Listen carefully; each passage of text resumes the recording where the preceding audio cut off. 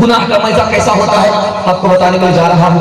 खुजली की तरह होता है, खुजलाने में बड़ा मजा आता है, लेकिन जब खुजली खुजला करके खत्म हो जाती है उसके बाद बाप से भेंट हो जाती है, लहर होती है, खाल भी कट जाती है, जख्म भी निकल आता है, खून भी निकलता है, नींद हराम हो जाता है।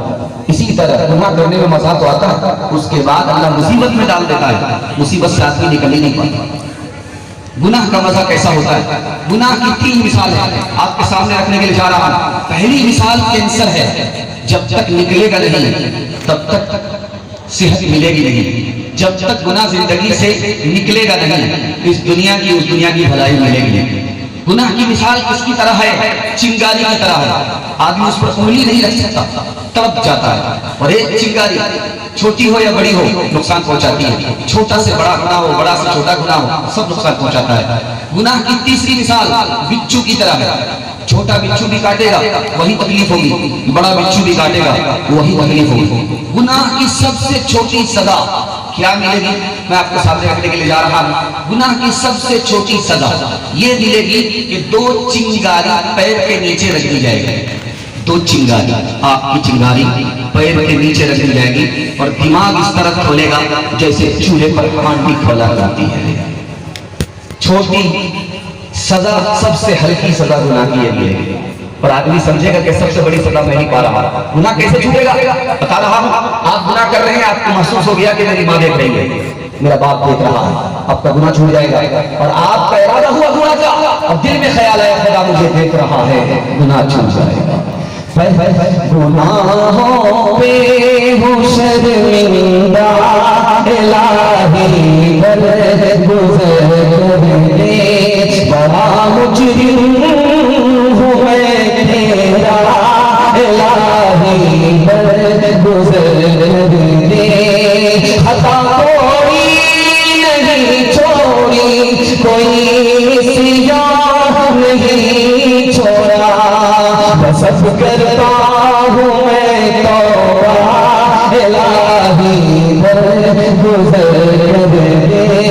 खिलौना हाथ का अपने बना रखा है शैतान ने, बना रखा है शैतान ने, बना ले अपना तो बंदा, इलाही बल गुज़र दे।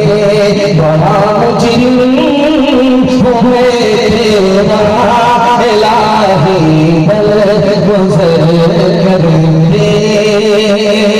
मदरसे का जलसा है, मदरसे के हवाले से आप लोग बैठे हैं, इंशाअल्लाह मदरसे से वादा करेंगे चंदा कम देंगे, हाथ उठा दीजिए।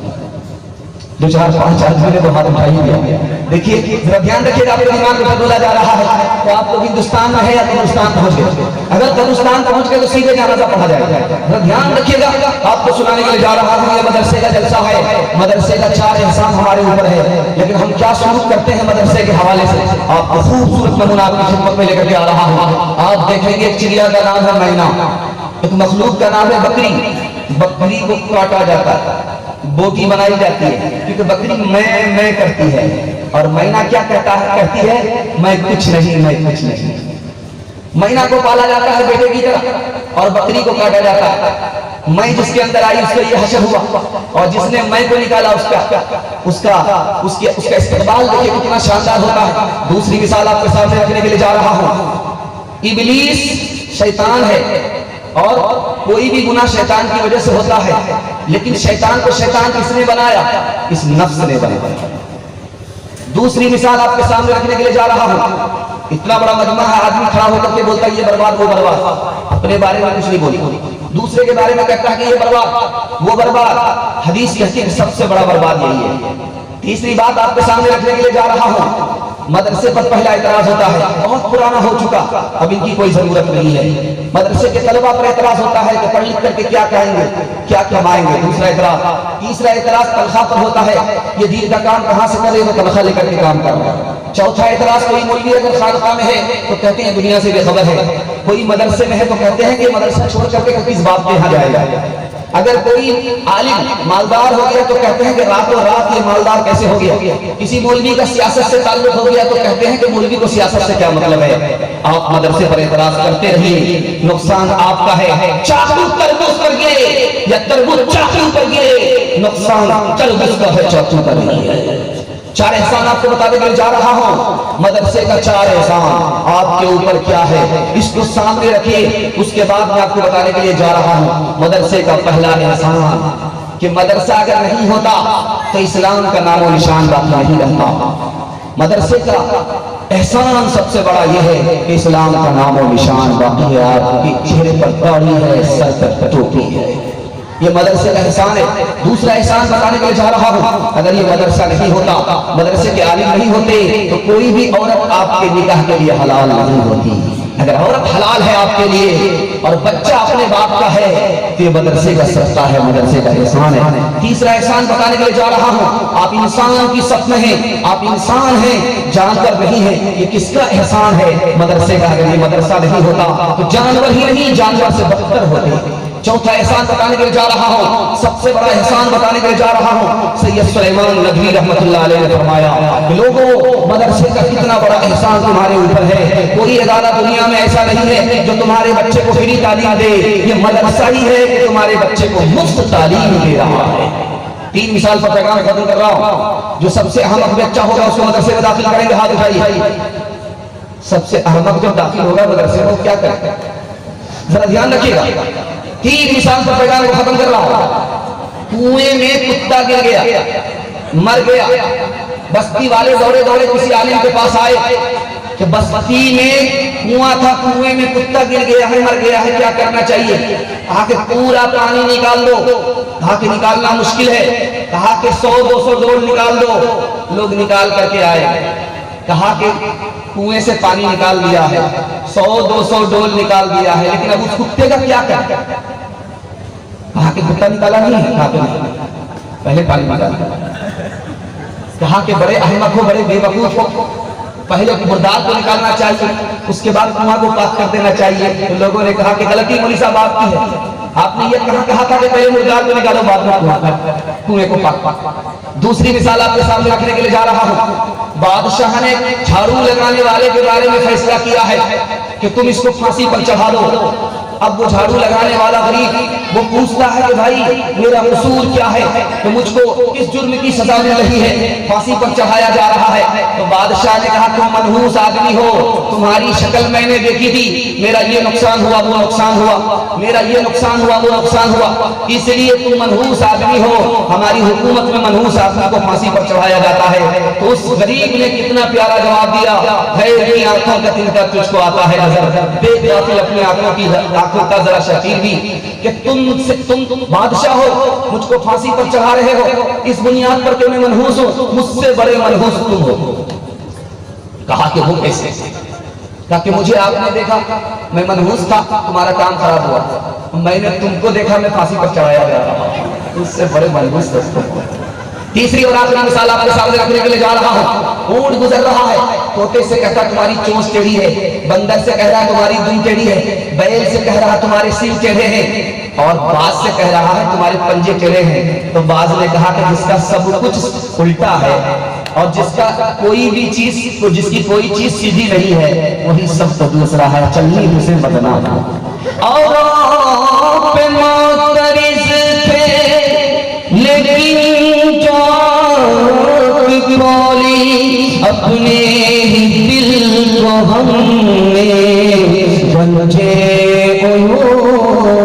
पाया, नपी हाल की जब अपनी खबर रहे और के बोल नपी हाल की जब अपनी खबर रहे और के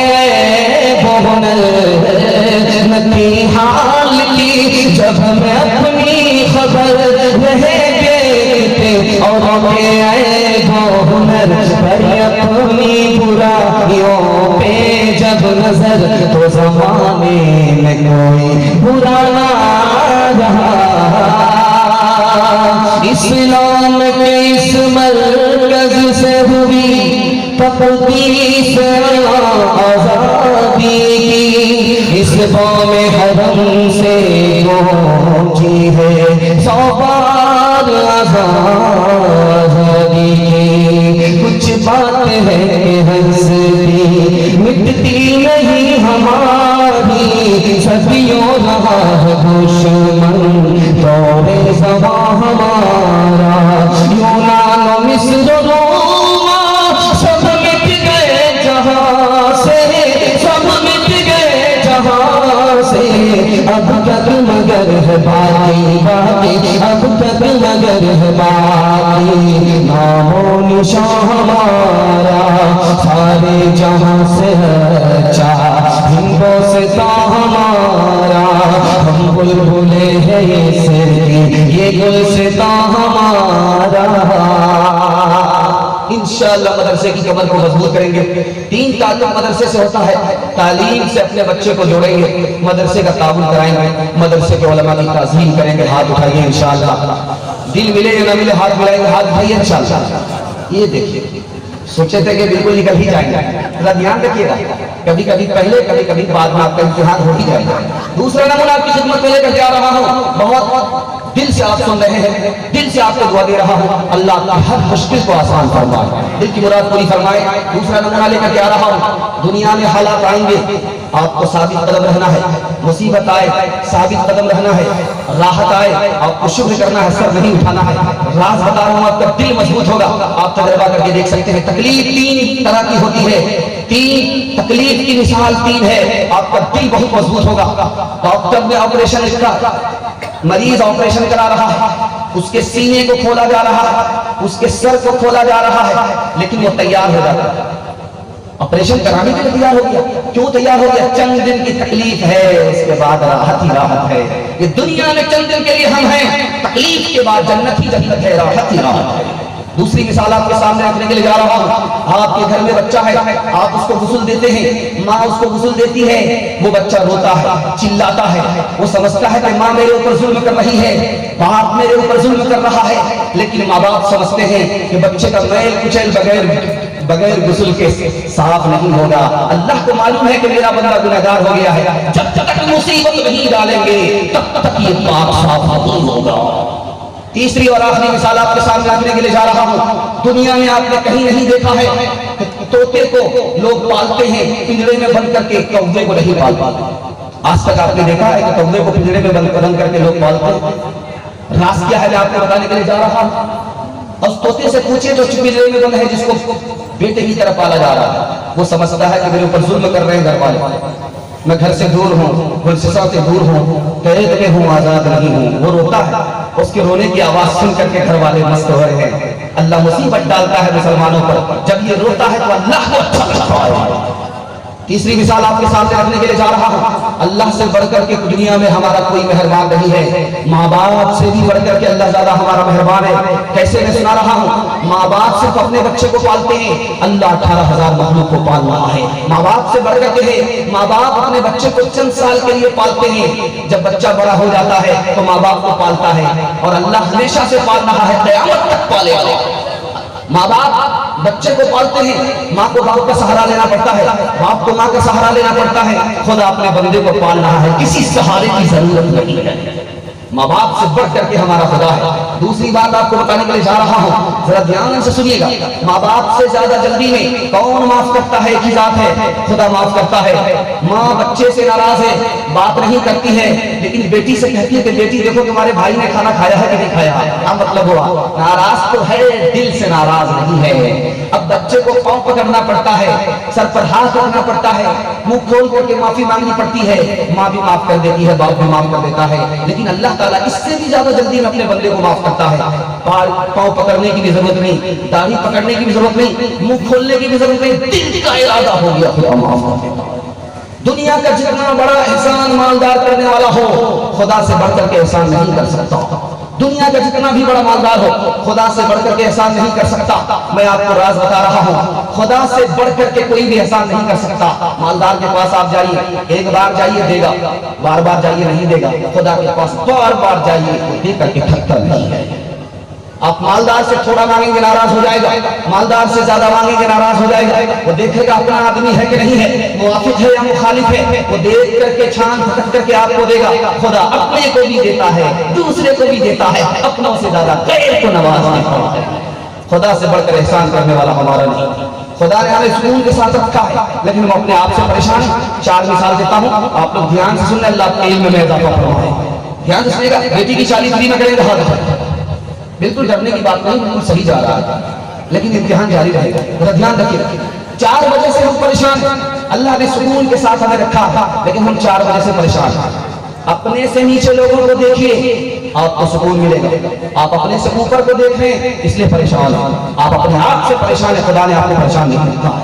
मिसाल से सुनिए, आप अपने से ऊपर जब लोगों को देखते हैं तो आपका दिल छोटा होता है कि उसका घर मेरे घर से अच्छा, उसका खाना मेरे खाने से अच्छा है, उसकी गाड़ी मेरी गाड़ी से अच्छी है। आपका दिल परेशान होता है। लेकिन जब आप अपने से नीचे लोगों को देखते हैं, 4 चक्का वाले हैं, मोटरसाइकिल वाले को देखते हैं, मोटरसाइकिल वाले हैं, पैदल वाले को देखते हैं, साइकिल वाले को देखते हैं, साइकिल वाले हैं, पैदल वाले को देखते हैं, पैदल वाले हैं जिसको पैर तक नहीं है उसको देखते हैं, तो आपका दिल मजबूत होता है कि मेरे खुदा, तूने मुझे पैर से महरूम नहीं किया, साइकिल से महरूम किया। दुनिया में तेरे कितने ऐसे बंदे हैं जो पैर तक से महरूम है। आप अपने आप से परेशान हैं। दूसरी मिसाल मैं आपके सामने रखने के लिए जा रहा हूं।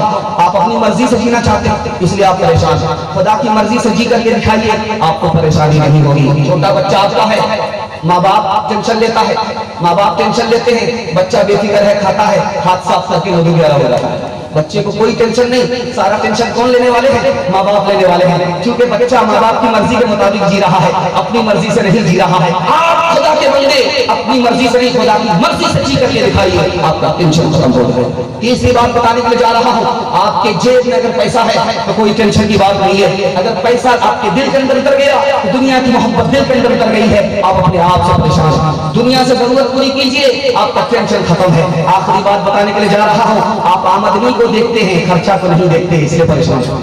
आमदनी को नहीं देखना, क्योंकि आमदनी की गारंटी नहीं है कितनी आएगी कितनी नहीं आएगी। आप दुकान पर बैठते हैं, तिजारत करते हैं, आमदनी को देखना है कि पैसा कितना आएगा, इसको नहीं देखना है। आपको खर्चा को देखना है। थोड़ा है तो थोड़ा खर्च कीजिए, ज्यादा है तो ज्यादा खर्च कीजिए, आपको सुकून मिलेगा। एक मिसाल पर मैं काम खत्म कर रहा हूँ, आप लोग मुकम्मल सुनने के लिए तैयार हैं? दोनों हाथ उठाइए इंशाल्लाह। दायां बायां सुनेंगे, हाथ उठाइए इंशाल्लाह। दायां बायां सुनेंगे तो दायां बायां हो जाएगा। जरा ध्यान रखिएगा। आखिरी बात आपको बताने के लिए चाह रहा हूं। बादशाह ने वजीर से कहा कि जाओ बाजार जाओ, जो सबसे अच्छी तरकारी है उसको लेकर के आओ, मैं वो खाना चाहता हूं। वजीर गया, बैगन ला करके रखने से कहा कि ये बैगन सबसे अच्छा है। कहा इसलिए तो देखिए अल्लाह ने इसके सर पर ताज रखा। जब बैगन खा करके फारिग हुआ 1 महीना, तो बादशाह को खुजली हो गई। खुजलाते खुजलाते बात से भेटो, नींद हराम, कौन सी सब्जी खिला दिया, गधे भी नहीं खाते हैं कि मुझे खुजली हो गई। हुजूर आपने बिल्कुल सही कहा, इसलिए तो अल्लाह ताला ने उसके सर पर कील छोड़ दिया। नालायक, कहीं के इससे पहले कुछ तारीफ किया तो कहा के सर पर ताज है, इससे पहले तारीफ किया तो कहा के सर पर ताज है, और जब बुराई करने पर आया तो कहता कि इसके सर पर कील है। हुजूर हम बैगन के ताबे नहीं, हम तो आपके ताबे। आप दिन को कहेंगे रात को हम रात करेंगे, हम तो खुदा की मर्जी के ताबे, हम अपनी मर्जी के ताबे नहीं है। तो आपका जीना बिल्कुल आसान हो जाएगा। हाथ लाइए इंशाअल्लाह। बेआसों की आस है कोई, सोते जागते पास है कोई, तो ही डुबोए तो ही गिराए, तो ही बेड़े पार लगाए, तो ही मदद दे, तो ही दवा दे, तो ही दवादारों में शिफा दे।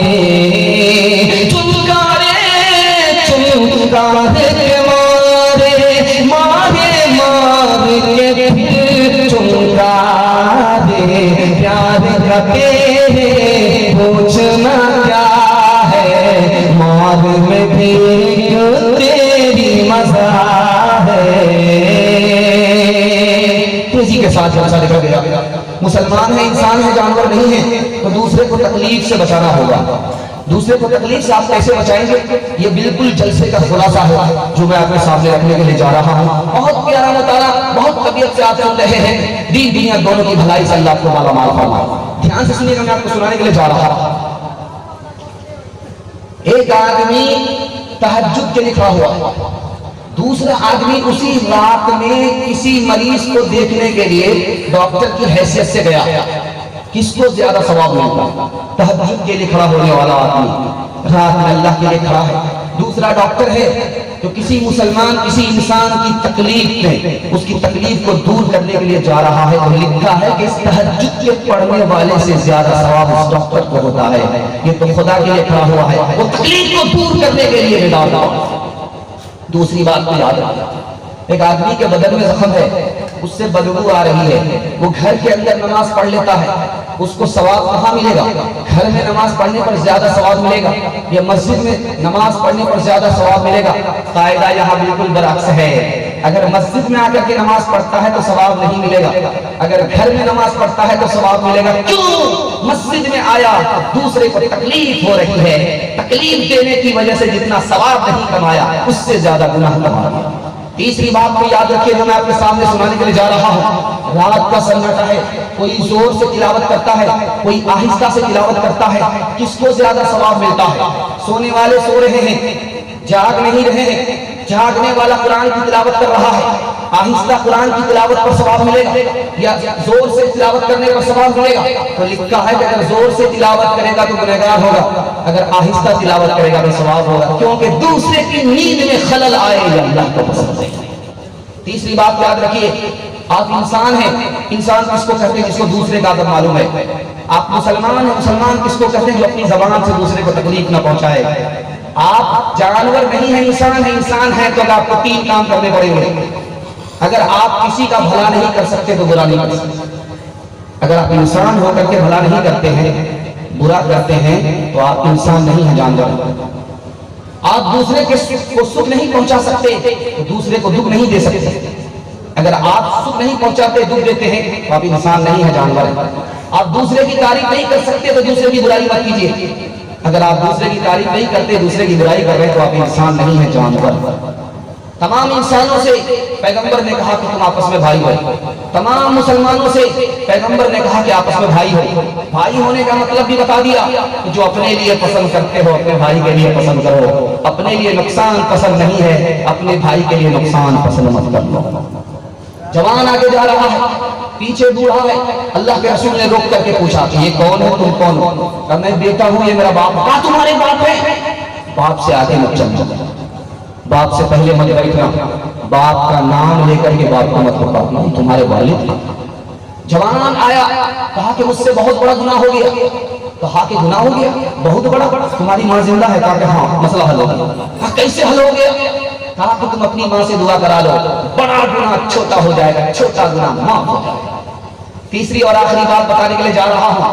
आप ईंट का जवाब पत्थर से देते हैं, कंप्रोमाइज नहीं करते, सुलह कंप्रोमाइज नहीं करते, बदला लेते हैं, मुकदमा करते हैं। आपको बताने के लिए जा रहा हूं, आपके जितने भी रिश्तेदार हैं, छोटे से लेकर के बड़े तक, यहां से लेकर के वहां तक, उनके साथ रिश्तेदारी आप रखिए तो अल्लाह आपसे रिश्ता रखेगा। अगर आपने इनसे रिश्ता नहीं रखा तो खुदा को भी आपसे कोई रिश्ता नहीं रहेगा। दो मिसाल का पैगाम खत्म कर रहा हूं। हज्जाज बिन यूसुफ के दरबार में कहा कि तुमने मेरे 3 आदमियों को गिरफ्तार किया, तीनों मेरे अपने रिश्तेदार हैं, तीनों को छोड़ दो। तो कहा कि ये कौन है? तो कहा मेरा बेटा है। अब वो कौन है? कहा मेरा शौहर है। कहा ये कौन है? कहा मेरा भाई है। तीनों को छोड़ दो। भाई मेरे जबरदस्त जालिम है, दुश्मन है, मैं तीनों को नहीं छोड़ सकता, तुम्हारे वास्ते एक को छोड़ूंगा, 2 को फांसी पर चढ़ा करके रखूंगा। अब तुम्हें इख्तियार है, जिसको बचाना चाहो बचाओ, जिसको फांसी के हवाले करना चाहो कर दो। अब उस औरत का कितना सख्त इम्तिहान होगा कि बचाए तो किसको बचाए, हवाले करे तो किसको करे। औरत ने सोच करके फैसला लिया और कहा मेरे भाई को छोड़। बेटे को फांसी हो गई, शौहर को फांसी हो गई। हज्जाज बिन यूसुफ ने ताज्जुब से कहा कि हे औरत, तूने भाई को बचाया, शौहर को नहीं बचाया, तूने भाई को बचाया, बेटे को नहीं बचाया। तो इस औरत ने कहा कि मुझे एक ही आदमी को बचाने का इख्तियार था, मैंने भाई को इसलिए बचाया कि मैं जवान हूँ, मेरी शादी हो जाएगी, मुझे शौहर मिल जाएगा, खुदा मेहरबान हुआ बेटा भी मिल जाएगा, लेकिन माँ बाप मर चुके हैं, भाई नहीं आएगा। आखिरी मिसाल पर पैगाम खत्म कर रहा हूँ, जरा इसको ध्यान से सुनिएगा। मौलाना नूर आलम खलील अमीनी रहिमहुल्लाह, अल्लाह उनकी कब्र को नूर से भर दे, उन्होंने किताब लिखी नफ़तुल अदब। उसमें लिखा है कि 2 भाई थे, मिस्र के रहने वाले थे और गेहूं की खेती करते थे। माँ बाप का इंतकाल हो गया था, तो दोनों भाई ने घर बांट लिया और खेती को भी बांट लिया। 50 बोझा एक भाई के हिस्से में आया, 50 बोझे एक भाई के हिस्से में आए। जब दोनों बांट करके घर आए तो बड़ा भाई एहसास करता है कि यार तुमने अपने छोटे भाई के साथ अच्छा नहीं किया, बराबर बराबर बांट लिया। यार वो तो कुमारा, उसको शादी करनी है, बड़ा खर्चा है, उसको बढ़ा करके देना था। खरबूजा खरबूजे को देख करके रंग पकड़ रहा, इस इंतजार में मतलब कि मेरा भाई भला करेगा, आप बढ़ा करके दिखाइए, अल्लाह उसको भला करने पर खड़ा फरमा देगा। अब जैसे ही ये दिल में ख्याल लाता है, उसके दिल में भी ये बात आई कि तुम अपने बड़े भाई के साथ अच्छा नहीं कर रहे हो, तुमने बराबर बराबर बांट लिया, वो तो लंबा खर्चा वाला है, बीवी बाल बच्चा वाला है, उसको बढ़ा करके देना चाहिए। अब देखिए एक मोमिन दूसरे के लिए आईना हुआ करता है, दूसरे के दिल में अच्छा इरादा हुआ, अल्लाह ने उसके दिल में भी अच्छा इरादा डाल दिया। अब ये प्लानिंग कर रहा है कि करें तो क्या करें। तरकीब समझ में आई, रात के अंधेरे में जाऊंगा, चुपके से अपने हिस्से का बोझा उठाऊंगा, अपने भाई के हिस्से में डाल दूंगा, उसको पता भी नहीं चलेगा, उसका हिस्सा बढ़ जाएगा। उसके दिल में भी यही तरकीब आई और उसने भी इसी इरादे से अपना सफर किया। वो जा रहा है, अपने हिस्से के बोझे को जैसे ही उठाया, इधर डाला, वही बोझा पलट करके इधर आ रहा। जब वो अपने हिस्से के बोझे को इधर डालता है, वही बोझा पलट करके इधर आ रहा। तो दोनों देखा माजरा क्या है, तो करीब आया तो देखा कि मेरा भाई किस ख्याल से आया था, मैं इस ख्याल से आया था। जब ख्याल नेक है तो चूल्हा अलग क्यों होगा, आज के बाद चूल्हा एक हो जाएगा।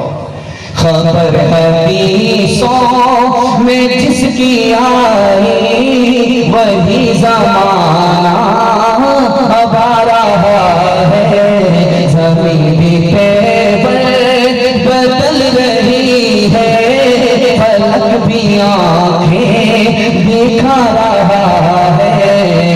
भाई का भाई रहता है जन, हकीकी बेटी है माँ की दुश्मन, बेसर ने छोड़ा बेदर का दामन, बहन को भाई सता रहा है।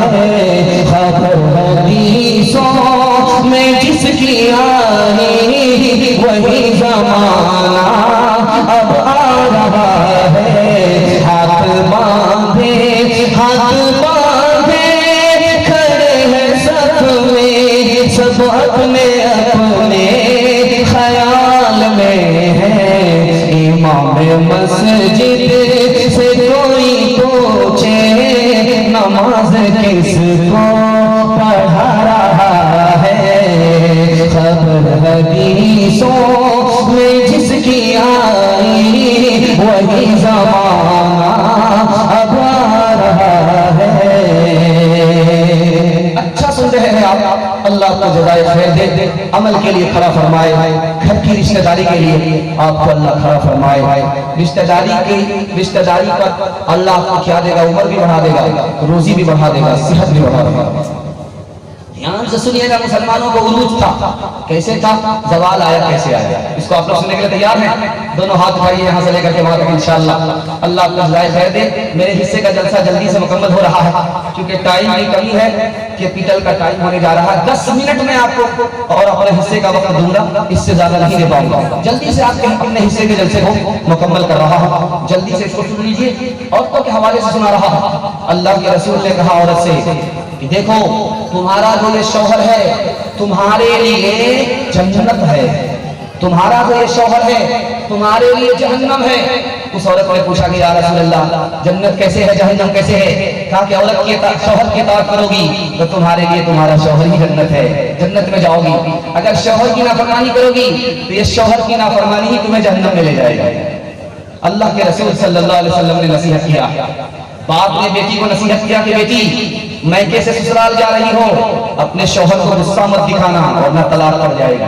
बेटी ससुराल से मैके से ससुराल जा रही हो, बात बात पर अपने शौहर से सवाल जवाब मत करना वरना उसको तुमसे दुश्मनी हो जाएगा। माँ ने नसीहत किया है बेटी को कि बेटी शौहर के घर जा रही हो, शौहर की नाक की हिफाजत करना, शौहर के कान की हिफाजत करना, शौहर की आंख की हिफाजत करना। बेटी ने पूछा कि शौहर की नाक की हिफाजत कैसे होगी? तो कहा कि तुम्हारे गुनाह की बदबू तुम्हारे शौहर की नाक में ना पहुंचे, ये नाक की हिफाजत है। तुम्हारी गलत बात तुम्हारे शौहर के कान में ना पहुंचे, ये कान की हिफाजत है। और तुम अटीचर फटीचर मत रहना, शौहर के सामने वजू करके रहना, सुरमा पहन करके रहना, ताकि शौहर जब तुम्हें देखे तो उसका दिल भी खुश हो जाए, आंख भी ठंडी हो जाए। 3 मिसाल है, पैगाम को खत्म कर रहा हूं, इसको ध्यान से सुनिएगा। एक आदमी दरिया के किनारे रो रहा है, पूछने वाले ने पूछा कि क्यों रो रहे हो? कहा बीवी मर गई है। कहा कि बीवी कैसे मर गई? कहा डूब गई है। कहा कि इधर तलाश कर दो, पानी तो उधर से आ रहा है, तुमको इधर तलाश करना चाहिए जिधर पानी जा रहा था। उल्टी खोपड़ी की थी, क्या पता मरने के बाद कभी उल्टी ही हो गई। दूसरी मिसाल आपके सामने रखने के लिए जा रहा हूं। एक लड़का कह रहा मैं खूबसूरत लड़की से शादी करूंगा, दूसरा लड़का कह रहा खूबसूरत लड़की से शादी करूंगा। तो इस लड़के ने कहा